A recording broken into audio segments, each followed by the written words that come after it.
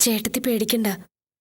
മനസ്സിലുള്ള കാര്യങ്ങളെന്ന് ഞാൻ ഉദ്ദേശിച്ചത് പഴയതുപോലെ ആർക്കും ദോഷം വരുന്ന കാര്യങ്ങളല്ല, മറ്റുള്ളവർക്ക് നന്മയുണ്ടാവുന്ന കാര്യങ്ങൾ. അതിലൂടെ നമ്മുടെ മനസ്സിന് കിട്ടുന്ന സന്തോഷം അതെത്ര വലുതാണെന്നും എനിക്ക് ശരിക്കും മനസ്സിലാവുന്നുണ്ട്.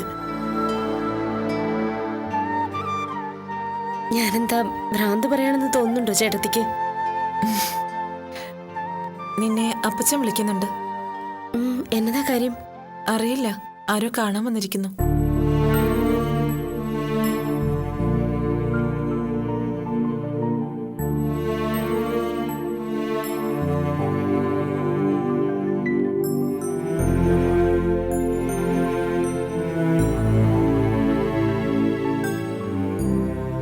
അലക്സിന് നമ്മുടെ ഗസ്റ്റ് ഹൗസിൽ മറ്റു അസൗകര്യമൊന്നുമില്ലല്ലോ? അല്ല, എന്തേലും ഉണ്ടെങ്കിൽ ദേ ഇവനോട് പറഞ്ഞ് അതൊക്കെ ഒന്ന് പരിഹരിച്ചോണം. ഓ, എന്ത് അസൗകര്യ സാർ, ഞാൻ ഒരാളല്ലേ ഉള്ളൂ. എന്നെ സംബന്ധിച്ച് ഇത് തന്നെ ലക്ഷറിയാ.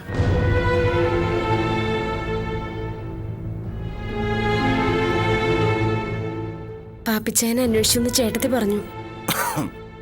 എന്നതാ നീ മുറിയിൽ തന്നെ അങ്ങ് ചടഞ്ഞുകൂടി ഇരിക്കുന്നത്? ഓ, ഒന്നുമില്ല, ഞാൻ വെറുതെ ചിലതൊക്കെ വായിച്ചിരിക്കുകയായിരുന്നു.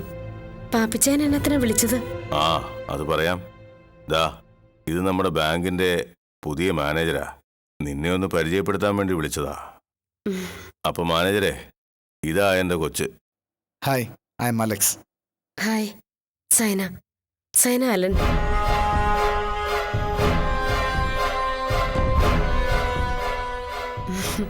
അലക്സ് എവിടെയാ സ്റ്റേ? നമ്മുടെ ഗസ്റ്റ് ഹൗസിലാ. അത് ഒഴിഞ്ഞിടക്കയല്ലേ, അപ്പോൾ അലക്സിനോട് അവിടെ നിന്ന് കൂടാൻ പറഞ്ഞു. ഗുഡ്. ഫാമിലി ആയിട്ടാകുമ്പോ അവിടെയായിരിക്കും സൗകര്യം. അയ്യോ, എനിക്ക് ഫാമിലി ഒന്നുമില്ല, still a bachelor. Oh, I'm sorry. ഇനി വേണം അലക്സിന് ഒരു ഫാമിലിയെ കുറിച്ചൊക്കെ ചിന്തിക്കാൻ, അല്ലേടോ? Okay. See mister Alex, office കാര്യങ്ങളൊക്കെ പാപ്പിച്ചാനും സണ്ണിച്ചാനും തന്നെയാ ഇപ്പോഴും മാനേജ് ചെയ്യുന്നത്. പാപ്പിച്ചാന്റെ നിർബന്ധം കൊണ്ട് ഞാനതിന്റെ മാനേജിംഗ് ഡയറക്ടറായി ഇരിക്കുന്നേ ഉള്ളൂ. അതൊരു അലങ്കാരം മാത്രോ. പറയുന്നിടത്തൊക്കെ സൈൻ ചെയ്യുക എന്നതിലപ്പുറം മറ്റൊരു റെസ്പോൺസിബിലിറ്റിയും എനിക്കില്ല. അതുകൊണ്ട് എല്ലാം ഇവരുമായി മാത്രം ആലോചിച്ച് ചെയ്താൽ മതി. ഒന്നിനും എന്നെ വിളിച്ച് ഡിസ്റ്റർബ് ചെയ്യരുത്, അതിപ്പോഴേ പറഞ്ഞേക്കാം. അതൊക്കെ ഞാൻ അലക്സിന് ഡീറ്റെയിൽ ആയിട്ട് പറഞ്ഞു കൊടുത്തിട്ടുണ്ട്. ഞാൻ ജസ്റ്റ് ഒരു ഫ്രണ്ട്ലി വിസിറ്റിന് വന്നേ ഉള്ളൂ. കൂട്ടത്തില് ഞങ്ങളുടെ MD എന്ന് പരിചയപ്പെടാമെന്നും കരുതി, അത്രേ ഉള്ളൂ. ഓക്കെ, ദെൻ വേറൊന്നുമില്ലല്ലോ? ഇല്ല. എന്നാ നിങ്ങൾ സംസാരിക്കേ. ഓക്കെ.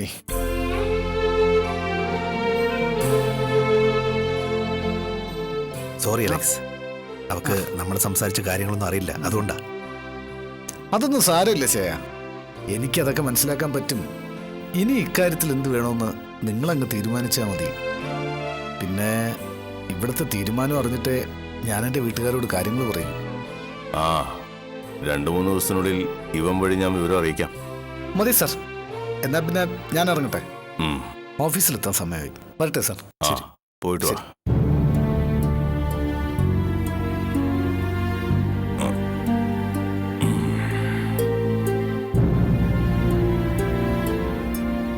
വലിയ കുഴപ്പമില്ലാന്ന് തോന്നുന്നു. അലക്സ് വളരെ മാന്യനായ ഒരാളാണ് അപ്പച്ച. അയാളെക്കുറിച്ച് എല്ലാം ഡീറ്റെയിൽ ആയിട്ട് തിരക്കിയിട്ട് തന്നെയാ ഞാൻ ഈ കാര്യം അപ്പച്ചനോട് പറഞ്ഞത്. ഇനിയിപ്പോ അവളെന്നാ പറയുമെന്ന എന്റെ പേടി. അങ്ങനെ പേടിച്ചിരുന്നിട്ട് കാര്യമുണ്ട് അപ്പച്ച. എന്നായാലും അവക്കൊരു ജീവിതം വേണ്ടേ? ഇപ്പൊ തന്നെ വർഷം എത്ര ആയിന്നാ. അതുകൊണ്ട് അപ്പച്ചൻ ഇന്ന് തന്നെ അലക്സ് വന്നതിന്റെ യഥാർത്ഥ കാരണം അവളോടൊന്ന് സംസാരിക്കണം. അതിപ്പോ കല്യാണമായിട്ട് നടത്താൻ അതെങ്ങനെയാ സണ്ണിച്ചായ? നിയമപ്രകാരം അവളിപ്പോഴും...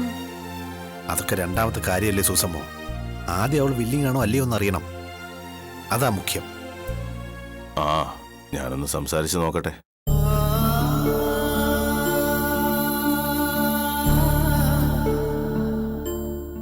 അപ്പച്ച സംസാരിച്ചാലൊന്നും അവള് സമ്മതിക്കുമെന്ന് എനിക്ക് തോന്നുന്നില്ല സണ്ണിച്ചായ. അതെന്നാ? അവളുടെ ഉള്ളിൽ എന്താണെന്ന് എനിക്കങ്ങോട്ട് മനസ്സിലാക്കാൻ പറ്റുന്നില്ല. ചില സമയത്ത് സംസാരവും പെരുമാറ്റവും ഒക്കെ കണ്ട അവൾ എന്ത് മാറിയെന്ന് നമ്മൾ സംശയിച്ചു പോവും. ചില സമയം പണ്ടത്തെ അതേ രീതികളും. ആ, അവള് പ്ലാൻ ചെയ്തതുപോലെ ഒന്നും നടന്നില്ലല്ലോ കാര്യങ്ങൾ. പിന്നെ ഗായത്രിയും ഗൗരിയും വളരെ നല്ല നിലയിൽ എത്തുകയും ചെയ്തല്ലോ. അതേക്കുറിച്ചൊക്കെ ആലോചിക്കുമ്പോൾ അവൾക്കൊരു ഫ്രസ്ട്രേഷൻ കാണും. ഏതായാലും അപ്പച്ചനോട് അവൾ എന്താ പറയുന്നതെന്ന് നോക്കട്ടെ.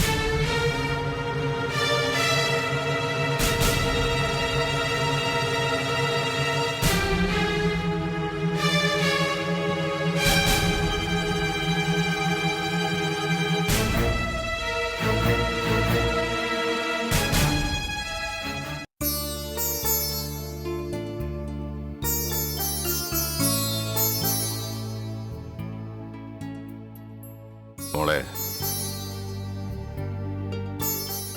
ഹാ, നീ എന്നതാ മോളെ പെട്ടെന്ന് കയറി പോകുന്നത്? ആ കൊച്ചിന് വല്ലതും തോന്നിക്കാണില്ലേ? ഓ, അതിനെന്നതാ പാപ്പിച്ചായ കുഴപ്പം? അയാൾ എന്നെ പെണ്ണ് കാണാൻ വന്നൊന്നും അല്ലല്ലോ.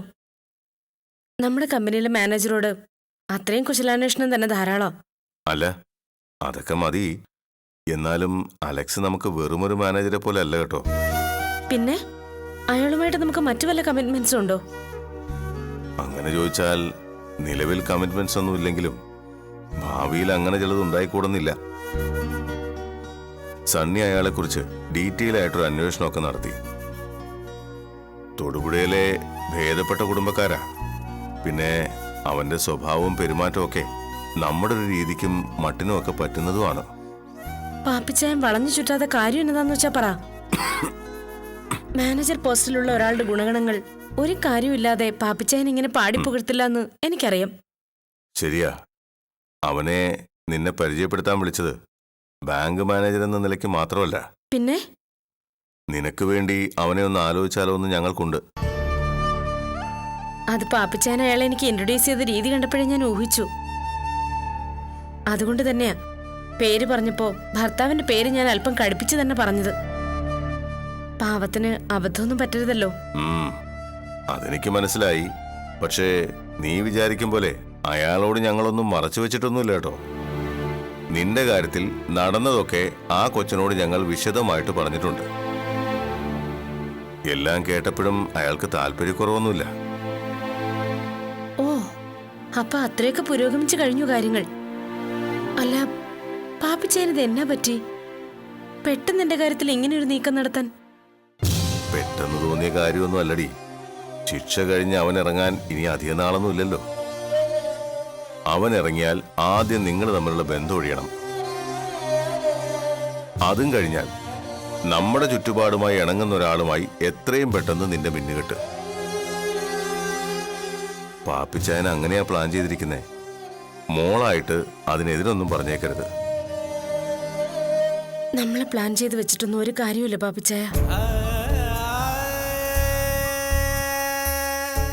ഇതിനു മുൻപും എന്റെ കാര്യത്തിൽ പാപ്പിച്ചായന് പല പ്ലാനിങ്ങും ഇല്ലായിരുന്നു.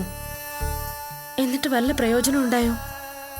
നഷ്ടങ്ങളല്ലാതെ അതുകൊണ്ട് വല്ല നേട്ടങ്ങളും ഉണ്ടായോ? ഇനി എന്റെ കാര്യം ഓർത്ത് നിങ്ങൾ ആരും വിഷമിക്കണ്ട. അതിനതാടി മോളെ നീ അങ്ങനെ പറഞ്ഞത്?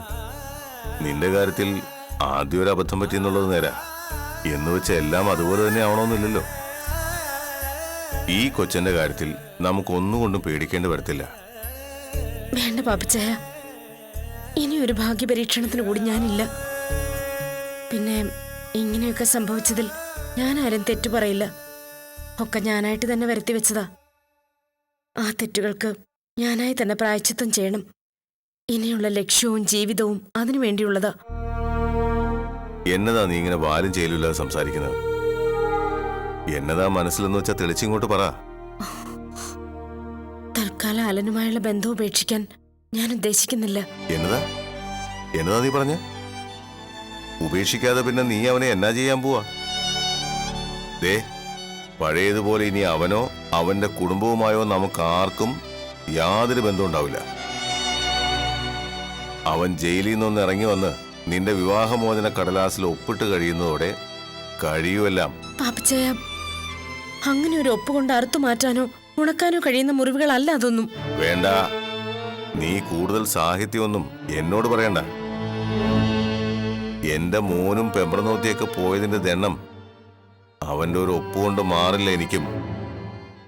അത് മാറ്റിയെടുക്കാനും മാത്രം ആരോഗ്യക്കുറവൊന്നും ബാധിച്ചിട്ടുമില്ല. പാപ്പിച്ചായനൊക്കെ മറക്കാൻ ശ്രമിക്കുന്നതേ നീ പറഞ്ഞിട്ടാ. അപ്പോ ഞാൻ പറയുന്ന കാര്യങ്ങൾ എന്റെ മോളും അനുസരിക്കണം. ഇന്ന് വന്ന അലക്സിനെ നിനക്ക് ബോധിച്ചു എന്ന് സണ്ണിയോട് ഞാൻ പറയാൻ പോവാ. കാര്യങ്ങൾ ഞാൻ നിശ്ചയിച്ച പ്രകാരം തന്നെ നടക്കും. അതുകൊണ്ട് എന്നാ വേണോന്ന് നീ നന്നായിട്ട് ആലോചിച്ച് വെക്കണം. പാപ്പിച്ചായ, പാപ്പിച്ചായനെ ഇനി സങ്കടപ്പെടുത്തരുതെന്ന് എനിക്ക് ആഗ്രഹമുണ്ട്. അതുപോലെ തന്നെ എന്റെ മനസാക്ഷിക്ക് നിരക്കാത്തത് ചെയ്യരുതെന്നും. ഇതിൽ രണ്ടിലേതെങ്കിലും ഒന്ന് സംഭവിച്ചാൽ പിന്നെ പാപ്പിച്ചായന്റെ മകൾ ഐസായന ഈ വീട്ടിലുണ്ടാവില്ല. ഇനി സണ്ണിച്ചായനോട് എന്ത് പറയണമെന്ന് പാപ്പിച്ചായൻ തന്നെ തീരുമാനിച്ചാൽ മതി.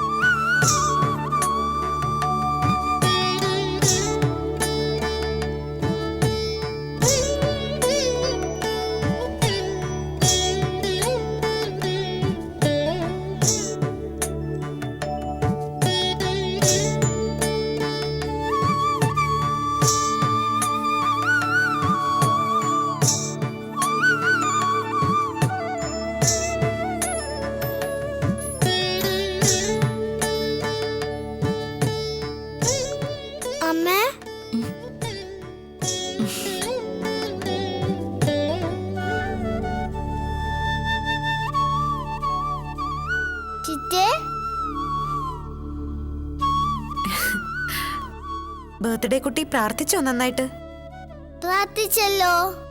ഗൗരി ചിറ്റ സൂചി വയ്ക്കുമ്പോ ആർക്കും നോവല്ലെന്നാ ഞാൻ പ്രാർത്ഥിച്ച. അമ്പടി കുറുമ്പി, നീ പ്രാർത്ഥിച്ചെങ്കിൽ ഇനി ആർക്കും നോവില്ല. ചിറ്റ എന്തിനാ കരഞ്ഞത്? പൊടി കള്ളി, ചിറ്റ കരഞ്ഞൊന്നുമില്ല. അത് ചിറ്റയുടെ കണ്ണില് പൊടി പോയിട്ടാ. നീ വാ.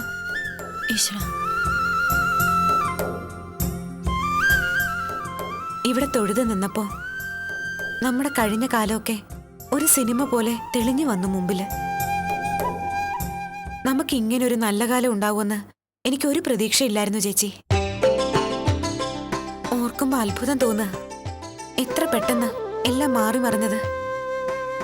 എനിക്കെന്റെ ചേച്ചിയെ കിട്ടി, നമ്മുടെ സ്വത്തുക്കളൊക്കെ തിരിച്ചു കിട്ടി. പിന്നെ ഏറ്റവും വലിയൊരാഗ്രഹം, നമ്മുടെ അച്ഛൻ്റെ അമ്മയുടെയും സ്വപ്നം, അതും ഇന്ന് നടക്കാൻ പോവല്ലേ. നമ്മുടെ ഈ സൗഭാഗ്യങ്ങളൊക്കെ കാണാൻ അച്ഛനും അമ്മയും നമ്മുടെ കൂടെ ഇല്ലല്ലോ എന്നുള്ള സങ്കടം മാത്രമേ ഉള്ളൂ. പിന്നെ നീ എപ്പോഴാ ജോയിൻ ചെയ്യുന്നേ? ദേവൻ സാറിന്റെ വീട്ടിൽ പോകുന്നുണ്ടോ? വീട്ടിൽ ചെന്ന് കണ്ട് അനുഗ്രഹം വാങ്ങിക്കണമെന്നായിരുന്നു ഞാൻ വിചാരിച്ചത്. പക്ഷേ സാർ തന്നെ വിളിച്ചു പറഞ്ഞിരുന്നു നേരെ ഹോസ്പിറ്റലിലേക്ക് ചെന്നാൽ മതിയെന്ന്. എന്നാ പിന്നെ അങ്ങനെ ചെയ്യ്. വീട്ടിൽ നിന്ന് ഉടനെ ഇറങ്ങുമെങ്കിൽ ഞാൻ നിന്നെ ഹോസ്പിറ്റലിൽ ഡ്രോപ്പ് ചെയ്യാം. എനിക്ക് താമസമൊന്നുമില്ല. ഡ്രസ് ഒന്ന് ചേഞ്ച് ചെയ്താൽ മതി, അത്രേ ഉള്ളൂ.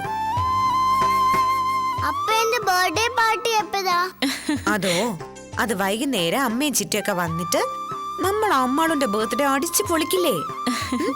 നമുക്ക് ഹോട്ടലിൽ പോവാൻ ചിറ്റേ. അതൊക്കെ ചിറ്റ എപ്പോഴേ ഏർപ്പാടാക്കി കഴിഞ്ഞു എന്റെ ചക്കരേ.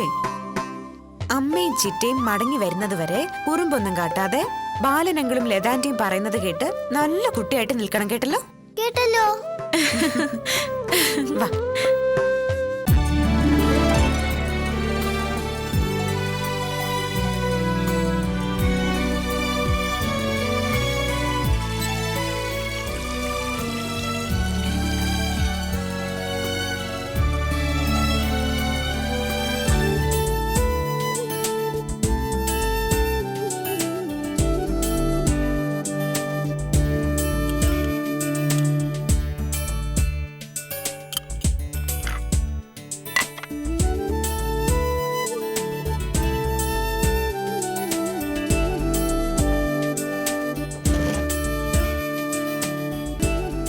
ഡോക്ടർ ഇന്ന് പതിവിലും നേരത്തെ ആണല്ലോ. എന്തു പറ്റി? ഞാൻ കറക്റ്റ് സമയത്ത് തന്നെ. നീ റെഡിയാകാത്ത എന്റെ കുറ്റം കൊണ്ടല്ലോ. നീ താമസിച്ചെന്റെ കുറ്റം എന്റെ പടലേക്ക് വെക്കാൻ നോക്കണ്ട. ഹോസ്പിറ്റലിൽ കൃത്യസമയത്ത് എത്തിയില്ലെങ്കിൽ you will have to answer. അവിടെ അച്ഛനും മകളെന്നുള്ള കൺസിഡറേഷൻ ഒന്നും ഇല്ല. അയ്യോ, അത് പിന്നെ എനിക്കറിയത്തില്ലേ. മറ്റുള്ള ഡോക്ടേഴ്സിന് മുന്നിൽ വെച്ച് മകളെ ക്വസ്റ്റ്യൻ ചെയ്യുന്നതാണല്ലോ ഡാഡിയുടെ പ്രധാന ഹോബി. നീ വിഷമിക്കേണ്ട മോളെ, നിന്നെ ഞാൻ ഡ്രോപ്പ് ചെയ്യാം. അങ്ങനെ ആരും ബുദ്ധിമുട്ടുന്ന ആവശ്യമില്ലല്ലോ. നേരത്തെ റെഡിയായിരുന്ന എന്റെ കൂടെ തന്നെ അവൾക്ക് വരാമല്ലോ ഹോസ്പിറ്റലിലേക്ക്. അത് ഇവള് ചെയ്യില്ലല്ലോ. കാലത്ത് എഴുന്നേക്കില്ല, എഴുന്നേറ്റാൽ തന്നെ മടി പിടിച്ചിരുന്ന് സമയം കളയും. ഉത്തരവാദിത്വ ബോധമുള്ള ഒരു പ്രൊഫഷനാണ് തന്റെ എന്നുള്ള ബോധം വേണം. അയ്യോ, ഒന്ന് മതിയാക്ക് ഡാഡി. വെറുതെ ഒന്ന് കുശലം ചോദിച്ചത് എന്റെ തെറ്റ്. ഇനി അതിന്റെ പേരിൽ ഉപദേശ പുസ്തകം തുറന്നേക്കല്ലേ.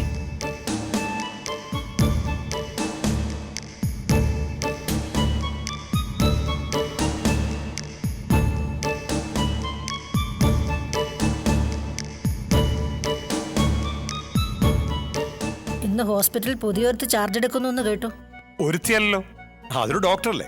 അതെ, അവളുടെ കാര്യം തന്നെയാ പറഞ്ഞത്. ഹോസ്പിറ്റലിന്റെ ഗവേണിംഗ് ബോഡി മെമ്പേഴ്സ് എന്ന നിലയിൽ പുതിയ ആളെ ജോലിക്ക് എടുക്കുമ്പോൾ അത് ഞങ്ങളോടുകൂടിയൊക്കെ ഒന്ന് ആലോചിച്ചിട്ടാകാമായിരുന്നു.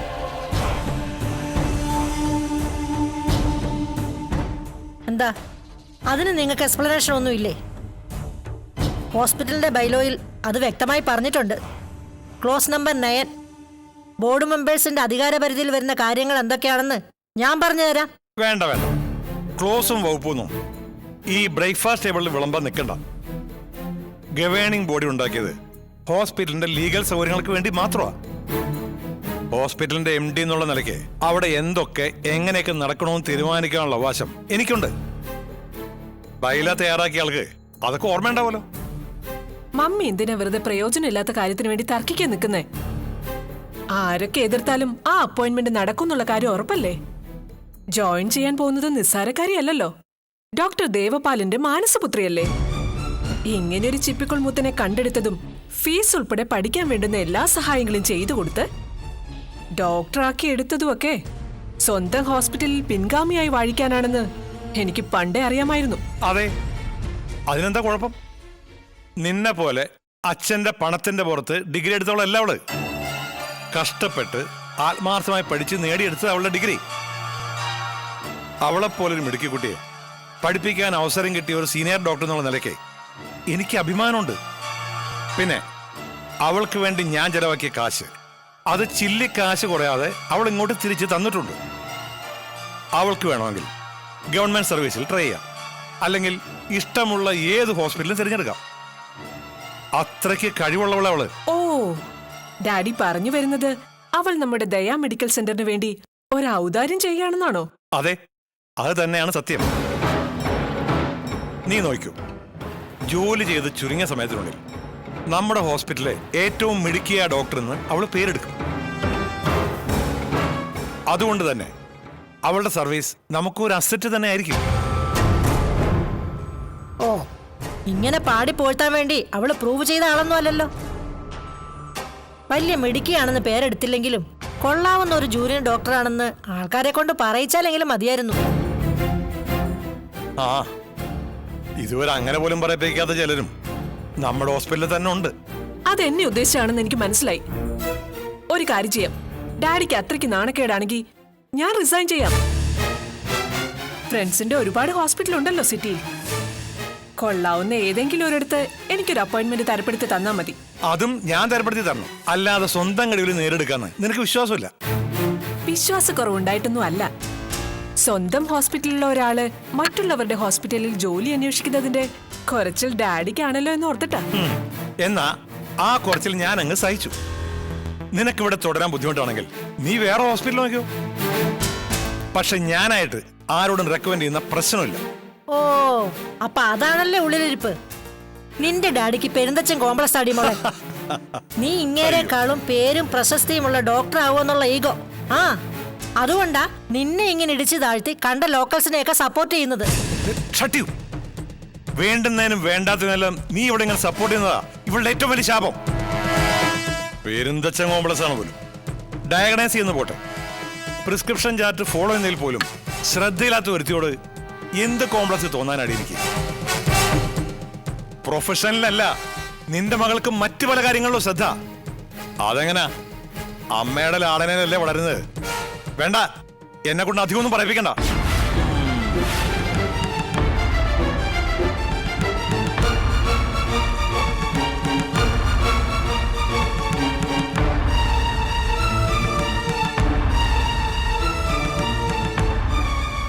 പിന്നെ ഇങ്ങനെ ലാളിച്ചൊരുത്തിനെ വളർത്തുന്നുണ്ടല്ലോ, അവൻ ഡീസന്റ് ആണല്ലോ. ഇത് അസൂയ തന്നെയാടി. അവനെ ഡോക്ടറാക്കാൻ പറ്റാതെ പോയതിലുള്ള അസൂയ. ആ ദേ, നീ വിഷമിക്കണ്ട. നമ്മുടെ എബ്രഹാം അങ്കിളിനോട് പറഞ്ഞ് നല്ല ഏതെങ്കിലും ഹോസ്പിറ്റലിൽ ട്രൈ ചെയ്യാം. ഇയാളുടെ നക്കാപ്പിച്ച ഹോസ്പിറ്റലിൽ പോകുന്നതിനേക്കാൾ നല്ലത് വല്ല സൂപ്പർ സ്പെഷ്യാലിറ്റി ഹോസ്പിറ്റലിൽ പോകുന്നതാ. അതാവുമ്പോ 4 പേരോട് പറയാനൊരു അന്തസ്സുണ്ട്. മമ്മി ഒന്നും ചുമ്മാ മണ്ടത്തരം പറയാതിരിക്കേ. അല്ലെങ്കിൽ തന്നെ ഇന്നൊരുത്തെ കെട്ടിയെടുക്കുന്നതിന് ടെൻഷനില്ല ഞാൻ. അതിന്റെ കൂടെ ഇനി ഞാനൂടി അവിടുന്ന് ഒഴിഞ്ഞു കൊടുത്താ അടുത്ത MD ചെയറിൽ ഇരിക്കാൻ പോകുന്നത് അവളായിരിക്കും. എന്താ ഇനി അതും കൂടി ഞാൻ കാണണോ? മടുത്തു എനിക്ക്.